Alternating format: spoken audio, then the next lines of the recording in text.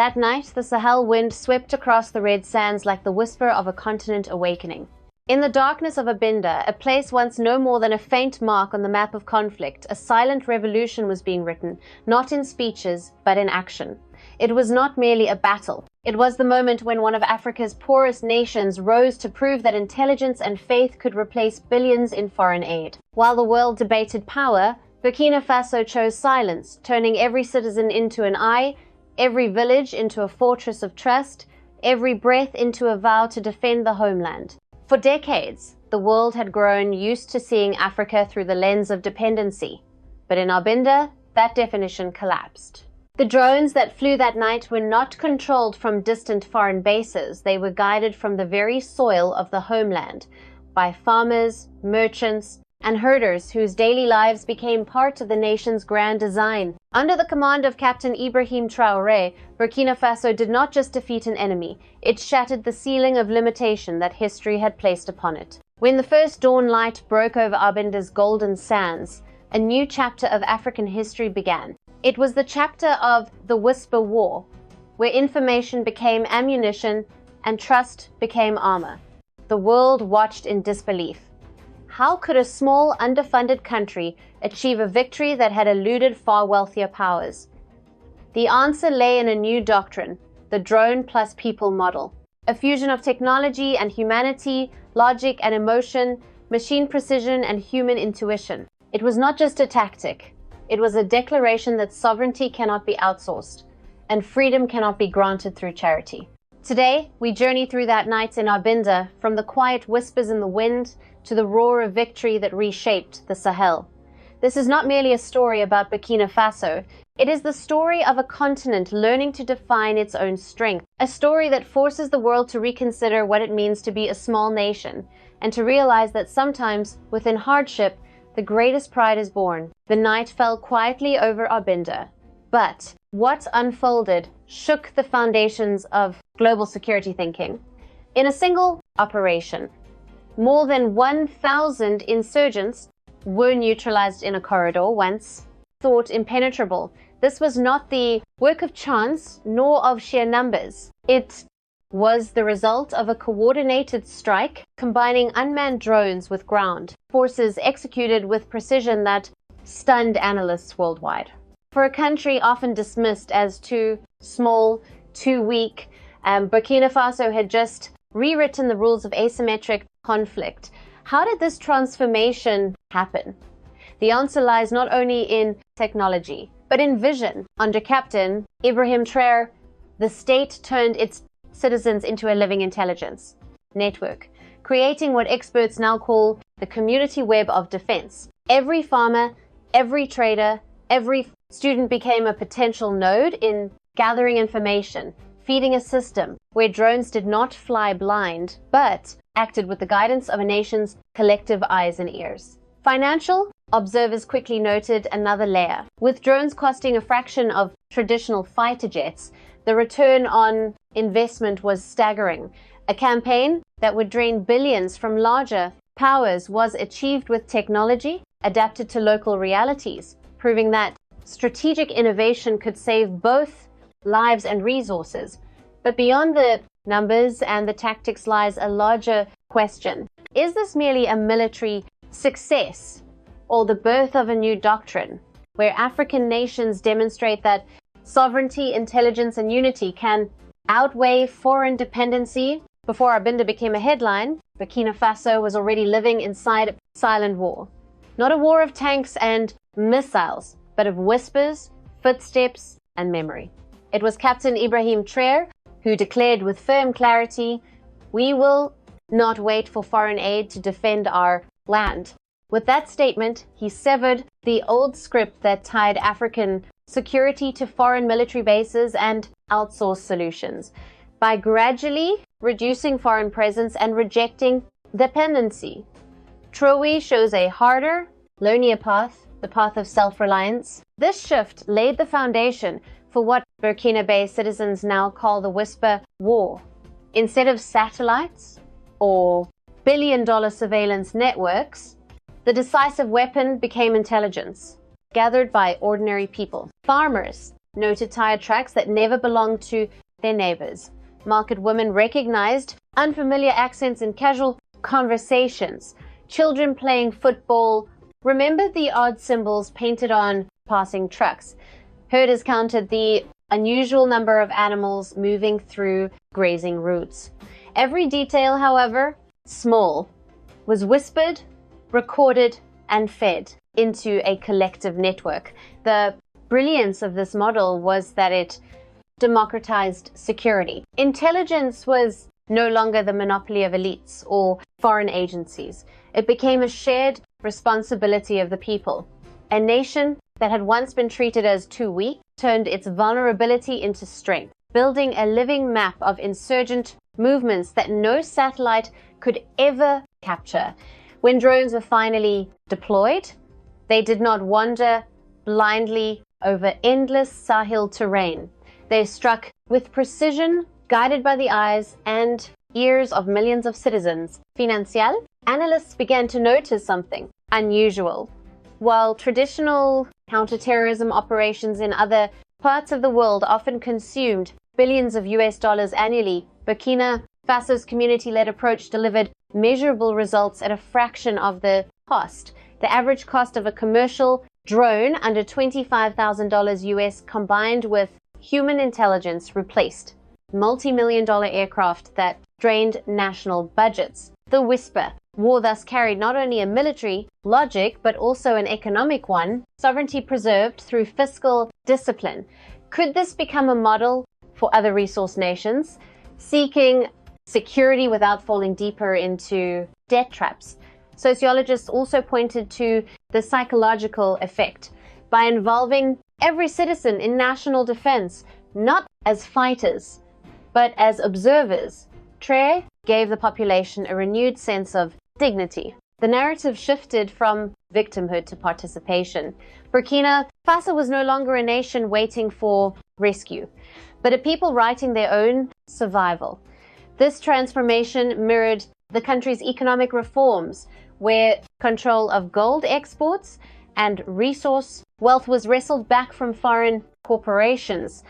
The underlying message was, and the same, only we can define our future. Critics abroad questioned whether relying on civilians blurred the line between soldier and citizen, potentially exposing communities to retaliation. But inside Burkina Faso, the consensus was clear.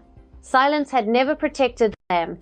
Information carefully gathered and strategically used gave them leverage. No foreign army had ever delivered.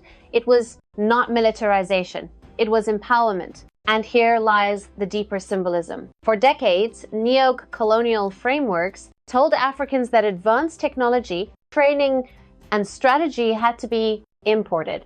Yet, Arbinda's success proved that innovation could be homegrown, drawn from ancestral traditions of oral networks combined with affordable modern tools. In that moment, Burkina Faso revealed something larger than a tactical victory. It showed the possibility of an African doctrine of security, lean, participatory, and Zofain. But this breakthrough leaves us with a powerful question.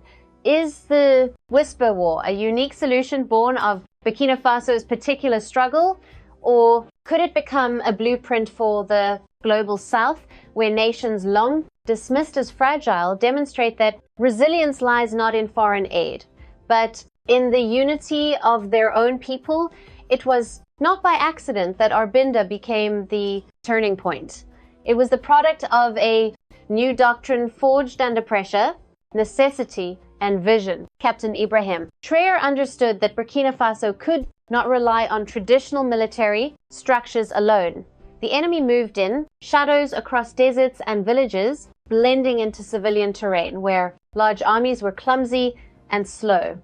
The solution had to be something different, a system where the people themselves were the first line of awareness and the army the backbone of decisive action. Thus was born the Joint Command structure uniting three distinct pillars: the Volunteers for the Defense of the Homeland VDP, the Professional Armed Forces, and the increasingly vital fleet of drones. The principle was simple yet revolutionary. Villages would provide real-time information, unusual sounds at night, strange vehicles passing through, coded signals painted on walls. These reports would be transmitted up the chain and immediately verified by drones hovering silently above the Sahel. Once confirmed, the army could design and execute an operational plan within hours, sometimes even minutes. This framework rejected the old habit of reactive defense. Traoré's mantra was clear: we cannot wait to be attacked. We must move before the enemy does. That shift in mindset transformed Burkina Faso's security apparatus from a posture of survival into one of initiative. Instead of fortresses waiting to be besieged, the nation became a living network, fluid and adaptive. The efficiency of this model carried an economic dimension that drew attention from financial analysts. In larger powers, intelligence often requires satellites costing hundreds of millions of US dollars in military bases that drain national budgets. Burkina Faso's hybrid doctrine achieved comparable effectiveness with far less. Estimates suggest that the combined use of drones and community intelligence reduced operational costs by nearly 70% compared to conventional counterinsurgency campaigns. In financial terms, what once demanded billions could now be done with tens of millions, a ratio that stunned observers and suggested a new blueprint for nations across the global south. But beyond economics and tactics was the social impact. By bringing ordinary citizens into the chain of defense, not as soldier, but as partner, Traoré transformed fear into participation. Villages, once isolated and vulnerable, felt ownership in the collective fight. This psychological shift mattered. It replaced resignation with responsibility, despair with dignity. For a nation long dismissed as weak, this was the true revolution. Power was no longer outsourced. It was internalized. Critics abroad muttered concerns that this system blurred the lines between civilian and combatant. Yet inside Burkina Faso, the consensus was different. People asked, is it more dangerous to remain silent and exposed, or to be part of the watchful shield that protects our children? The answer was written in the resilience of Arbinda. And so the doctrine stood as more than a military tactic. It became a philosophy of sovereignty. Africa, often told that its strength must come from imported security packages, had demonstrated otherwise.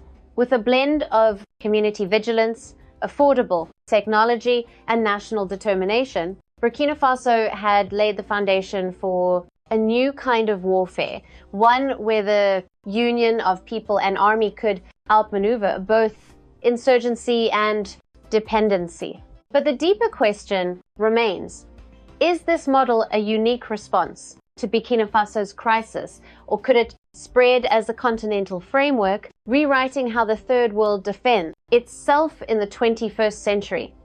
The Arbinda operation did not appear from thin air. It was the culmination of weeks of meticulous preparation, a lesson in patience, discipline, and strategic foresight.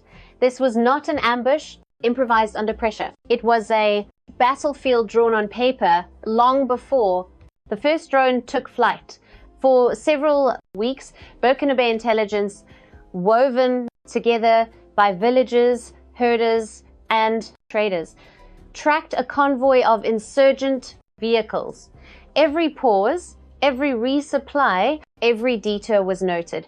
Farmers along the route reported unusual traffic on dirt roads that normally carried cattle, not convoys. Women in the markets passed along word of unfamiliar buyers, purchasing large amounts of grain and fuel. Even children playing near watering holes remembered seeing trucks painted with cryptic symbols. Each detail became a data point in a mosaic, a living intelligence map no foreign satellite could provide. Above this landscape hovered drones, their sensors camouflaged by the burning sun of the Sahel. They followed the insurgents with a patience no pilot could sustain, confirming the reports from the ground. This marriage of human vigilance and mechanical endurance created a constant watch, an invisible eye that never blinked. For the first time, the insurgents were not ghosts moving, unseen. They were shadows caught under a magnifying glass. On the ground, the army prepared with equal precision. The elite Cobra units were positioned along choke points, trained to strike swiftly when the time came. Marksmen were hidden in ridges and dry riverbeds, their fields of vision carefully overlapped. Engineers laid controlled obstacles, not crude traps, but calculated barriers that would cut off retreat paths. The objective was not chaos, but containment. Arbinda was designed as a stage, and every role was scripted. What made this plan remarkable was its philosophy. Traditional counterinsurgency often responds to attacks, patching wounds after damage has been done. Here, Burkina Faso reversed the paradigm. The doctrine was proactive: anticipate, shape, and then strike. It was the embodiment of Traoré's principle. Never wait. Always move one step ahead. In doing so, the nation reclaimed initiative, refusing to let the enemy dictate the terms of engagement. Economically, the implications were striking. Analysts estimated that the entire Arbinda preparation, drones, surveillance, positioning of units cost less than 10 million US. Compare this to operations by larger powers in similar terrain, which often run into hundreds of millions per month. The difference is staggering. A nation with a GDP of barely 20 billion US managed to craft a security response proportionately more efficient than campaigns waged by states with budgets 100 times larger. This was not just a tactical lesson, but an economic one. Sovereignty can be defended affordably when innovation replaces dependency. Could this be the model for other nations squeezed by debt and costly military contracts? The social impact was equally powerful. Citizens who once felt powerless became part of a national shield. Their whispered observations were no longer ignored. They shaped the battle itself. In villages across Burkina Faso, pride grew. We helped draw the map that caught them. This transformation turned the Arbinda operation into a collective achievement. A story shared not just by soldiers, but by farmers, traders, and herders who had all played their part. Of course, questions remain. Critics outside Africa worried that such reliance on civilian intelligence blurred lines of neutrality. Yet within Burkina Faso, the argument was clear. Silence had never brought safety. Participation, carefully structured, created ownership and protection, which raises a profound dilemma for the global South. Should nations wait for expensive foreign solutions or trust in their own people to build resilience from the ground up? The Arbinda preparation revealed more than military skill. It was a statement of independence, a rebuke to neo-colonial thinking that assumes Africa cannot plan, cannot innovate, cannot lead. Here was proof that a so-called weak nation could design, finance, and execute a complex operation with discipline rivaling great powers. The battlefield of Arbinda became not just a tactical trap, but a philosophical one. It caught not only insurgents, but also outdated assumptions about Africa's place in global security. And yet, as the stage was set and every piece aligned, one question burned in the minds of those watching. When the night of Arbinda finally arrived, would this carefully drawn map delivery or collapse under the weight of its own ambition? The night of Arbinda was not chaos. It was choreography, a carefully scripted plan tested in whispers and rehearsed in silence, unfolded with precision under the vast Sahel sky. At exactly the designated hour, the first drone descended from its hidden orbit and struck the command vehicle at the head of the convoy. In one moment, the insurgents' chain of direction was broken. The head of the snake was cut before confusion could turn into retreat. A second drone eliminated the rear guard, sealing the convoy into a trap with no path forward and no path back. A third drone then signaled with its coded flare, and the marksmen hidden across the ridges opened fire, not indiscriminately, but with discipline, targeting only the commanders and the liaison officers who held the fractured group together. What followed was the coordinated arrival of forces long, waiting in position from the north. The elite Cobra units surged forward, their discipline honed in months of preparation. From the east, the regular army advanced, closing the second wall of containment. Above, helicopters provided cover, their presence as much psychological as tactical, reminding the insurgents that the air was no longer theirs to exploit. On the ground, the FDP volunteers, farmers, artisans, merchants stood shoulder to shoulder with trained soldiers, fighting not as amateurs, but as citizens who had been molded into disciplined auxiliaries of the state. The brilliance of Arbinda was not just the number of adversaries neutralized, but the clarity of its outcome. In the end, more than 1,000 insurgents were rendered ineffective, dozens captured, and not a single civilian casualty reported. The army withdrew as silently as it had arrived, leaving behind not a trail of devastation, but the imprint of order, discipline, and sovereignty reclaimed. For the people of Burkina Faso, this was not just a battle, it was the proof that their whispers, their observations, their collective vigilance could deliver a victory that foreign forces with billions of dollars and decades of operations had failed to achieve. Financial analysts were quick to put numbers on the significance. Each drone used in Arbinda cost less than $30,000, a fraction of the price of a Western fighter jet or a surveillance system. The entire Arbinda operation, according to some estimates, cost under 12 million US. To put this in perspective, that is less than what some global powers spend in a single day of foreign operations in similar theaters. Yet the results were decisive.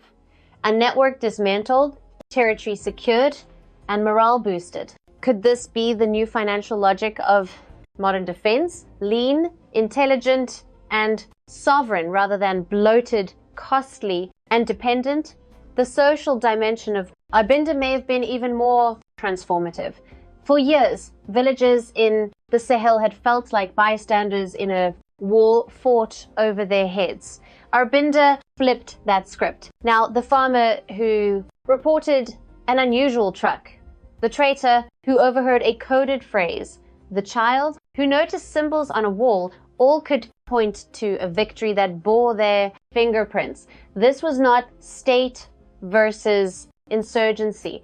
It was people and state together, aligned in one collective effort. And in that alignment, a new doctrine was born, that sovereignty is not defended only with weapons, but with unity, information, and trust. Critics in the international arena muttered about the risks, about whether this model blurred the line between military and civilian. But supporters countered, is it riskier to remain passive, waiting for rescue that never comes, or to take ownership of one's security with discipline and structure? Arbinda answered with clarity, dignity requires agency. And beyond Burkina Faso, the ripple effects were unmistakable. Across Africa, young leaders and security. Analysts began to ask whether the men, drone plus people as model could redefine defense for nations too often, told they must rely on foreign protection. For centuries, neo-colonial structures insisted that Africa's role was to receive aid, receive security, receive instructions.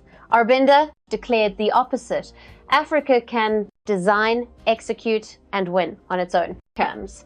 Yet, as celebrations filled the streets of Ouagadougou, a deeper question lingered. Was Arbinda a singular triumph, born of unique conditions, or the opening chapter of a new African doctrine that could reshape the global understanding of sovereignty and defense. The victory at Arbinda was not simply a military operation. It was the birth of a doctrine. For the first time, a small nation, long written off as fragile, had demonstrated that sovereignty could be defended with intelligence, creativity, and unity. This doctrine is now known as the Drone Plus People model, and it is transforming the way Africa and the wider world think about security in the 21st century. At its core, the doctrine rests on a marriage between modern technology and human vigilance. Burkina Faso deployed drones not as symbols of prestige, but as instruments of precision adapted to local realities.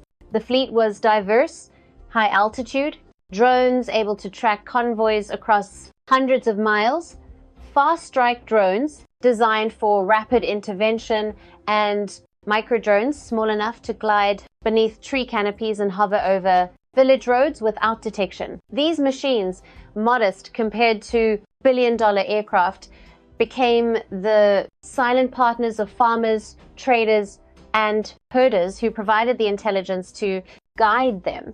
Together, they created a surveillance system far more comprehensive than satellites or foreign bases had ever achieved. But technology alone cannot explain Arbinda. What made the doctrine revolutionary was the contribution of Burkina Faso youth, engineers trained at home and abroad who refused to be dependent on foreign software or spare parts. In makeshift labs in Ouagadougou, they rewired imported drones, extended battery life, built cheaper sensors, and even designed their own encrypted communication channels. Some upgrades cost only $5,000, yet saved millions by removing the need for Western maintenance contracts. In this way, Burkina Faso not only used drones, it owned the knowledge behind them. Could this be the moment when African innovation stops being underestimated and begins to lead? On the battlefield, integration was the decisive factor. The army trained relentlessly to merge drone reconnaissance with real-time ground action. Snipers learned to use laser pointers guided by drone feeds. Cobra units synchronized their assaults with aerial signals. VDP volunteers were trained to relay information that drones confirmed within minutes. This integration compressed the reaction time of the Burkina Faso army from days to hours, sometimes from hours to minutes. What foreign armies achieved with satellites and billion-dollar command centers, Burkina Faso achieved with laptops, portable stations, and the trust of its people. Financially, the numbers speak loudly. A Western drone strike, when calculated with logistics, fuel, and maintenance, can cost $50,000 to $100 US per mission. In contrast, Burkina Faso's hybrid model operated at a fraction of that cost, while producing results that analysts estimate saved over $200 million USD in potential damages and disrupted trade routes during the Arbinda campaign alone. In a nation with a GDP barely above 20 billion US, this kind of efficiency is not just tactical, it is existential. Does this suggest that small nations, when freed from the trap of costly dependency, can defend themselves more effectively than even the wealthiest powers? The doctrine also carried profound social consequences.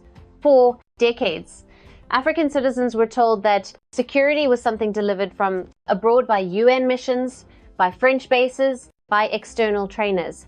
Arbinda shattered that assumption by involving villagers, traders, and herders in the intelligence loop. Traoré transformed ordinary people into the living backbone of sovereignty. They were not fighters in uniform, but guardians of information whose vigilance gave drones their eyes. In villages across the Sahel, a quiet pride grew. We are not waiting to be protected.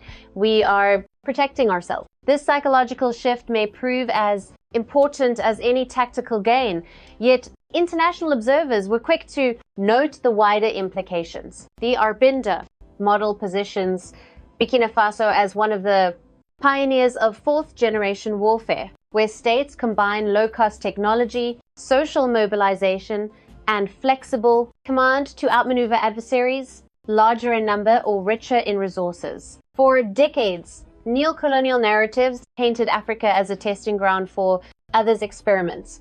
But here, an African nation was setting the terms, exporting a lesson of efficiency and resilience to the world. Of course, questions remain. Can this model scale? Can it survive when adversaries adapt with their own technologies? Will other African nations follow, or will external powers seek to undermine it to preserve old patterns of dependency? These are not just military questions. They are political and economic ones. They ask whether the global South is ready to trust in its own ingenuity rather than the prescriptions of others. The doctrine of drone plus people is more than a Birkin Bay innovation. It is a challenge to the world order.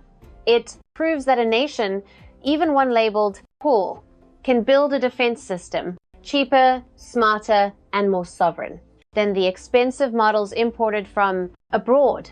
It proves that youth armed with laptops can be as decisive as generals armed with tanks.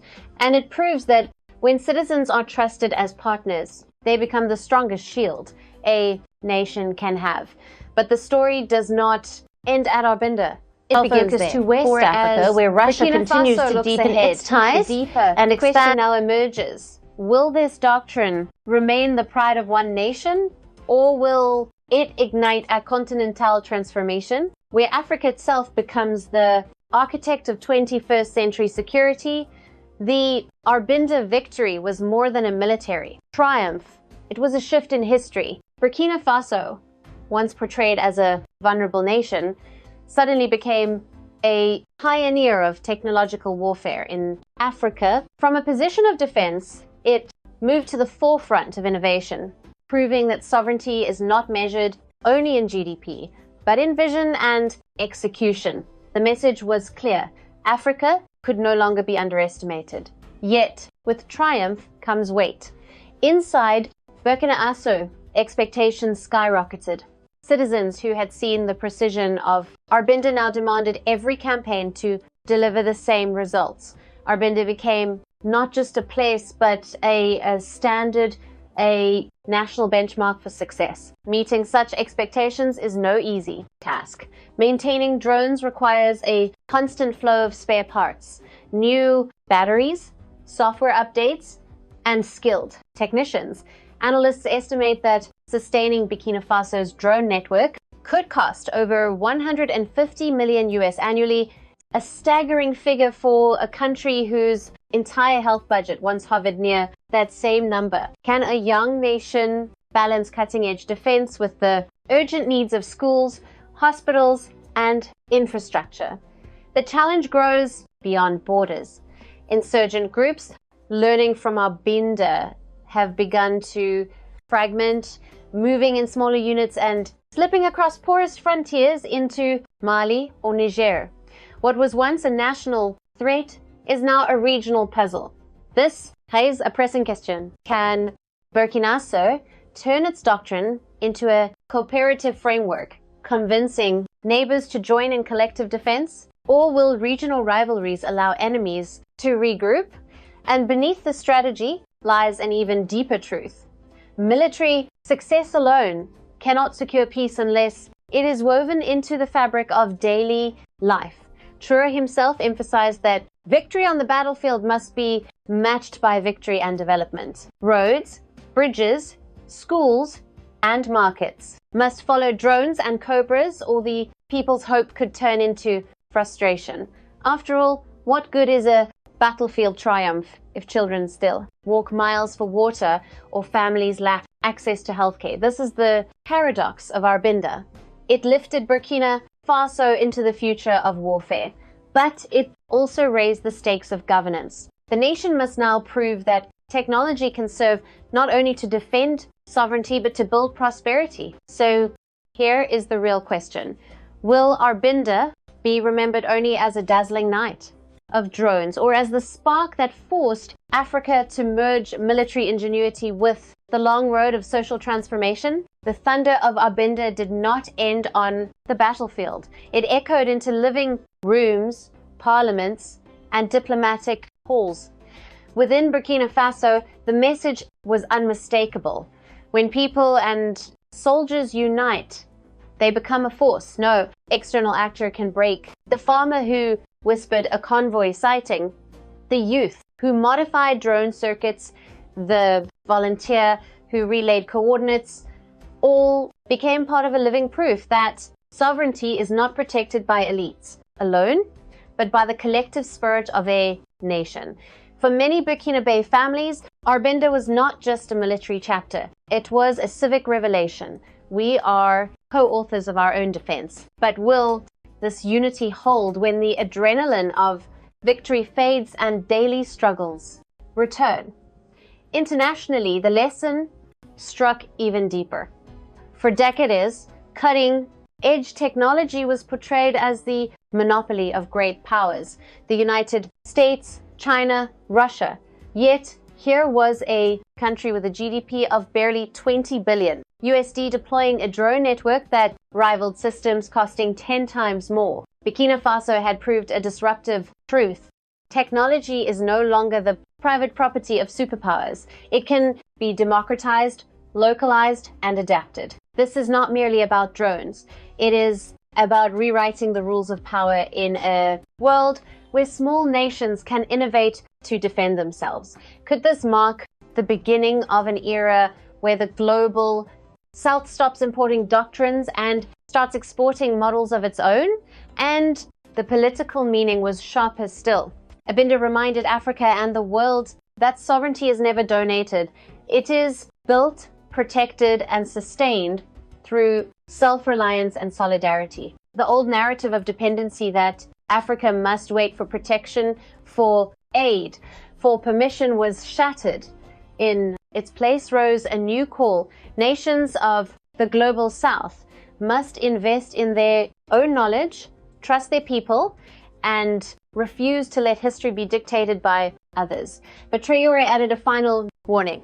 Victories can be forgotten if stories are not told. That is why he urged his citizens to keep the memory alive, to share the truth of Arbinda, and to ensure that history would not be rewritten by those who preferred an Africa without agency.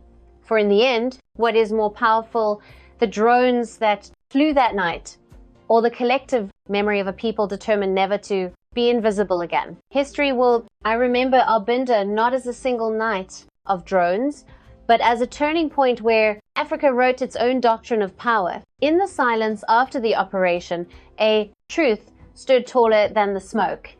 A small nation had shifted the balance of a region long dominated by external prescriptions.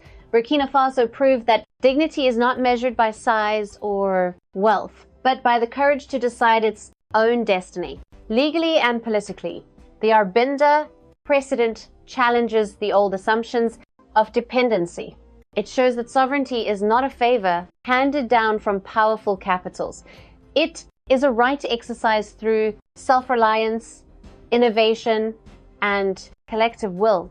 Emotionally, it's restored to the people of Burkina Faso and to millions across Africa the belief that agency is possible, that no nation is too small to set the terms of its future. And in the realm of communication, it delivered a lesson for the world. Narratives matter.